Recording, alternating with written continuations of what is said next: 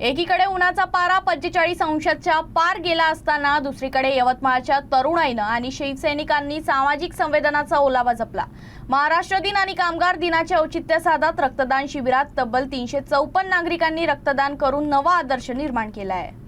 यवतमाळमध्ये 45 अंशाच्या कडक उन्हातही सामाजिक बांधिलकीचे अनोखे चित्र पाहायला मिळाले। महाराष्ट्र दिन आणि कामगार दिनाच्या निमित्तानं आयोजित रक्तदान शिबिरात तब्बल 345 नागरिकांनी उत्स्फूर्त सहभाग नोंदवत रक्तदान केलं। शिवसेनेच्या पुढाकारातून आणि पालकमंत्री संजय राठोड यांच्या मार्गदर्शनाखाली वसंतराव नाईक शासकीय वैद्यकीय महाविद्यालयात हे शिबिर पार पडलं।